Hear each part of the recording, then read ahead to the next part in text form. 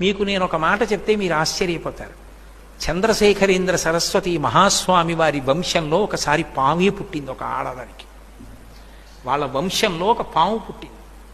పాము పుడితే 10 మందిలోకి ఆ పాముని తీసుకెడితే పాముని భయపడతారని తీసుకెళ్లేవారు కాదు. ఆ పాము వాళ్ళ ఇంట్లో తిరిగేది.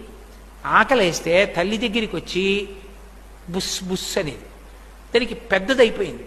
పాలు పట్టడం ఎలా అనుమానపడి వాళ్ళు రోట్లో పాలు పోసి చల్లారబెట్టి అది వచ్చి పాలు తాగడం అలవాటు చేశారు.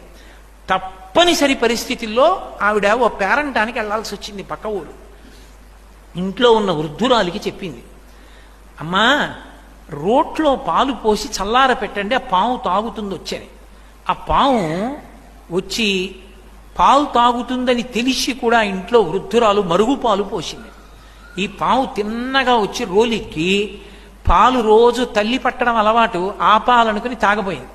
నోరు కాలిపోయి గిలగిలలాడి గబుక్కును పడిపోయింది. ఆ కన్నంలో పడిపోయింది. పడిపోవడంలో చచ్చిపోయింది. శరీరం వదిలేసింది. తల్లి వచ్చింది. కడుపున పుట్టిన బిడ్డ చనిపోతే ఏడిచినట్టు ఏడ్చి అంచేష్టి సంస్కారం చేశారు. చేస్తే కల్లోకి వచ్చింది. ఇకపైన పావుల విషయంలో మన ఇంట్లో ఈ జాగ్రత్తలు తీసుకోవలసింది అని కలలో చెప్పింది.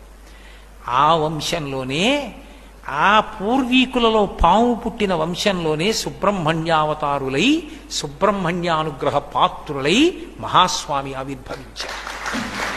సుబ్రహ్మణ్య కటాక్షం అంటే అంత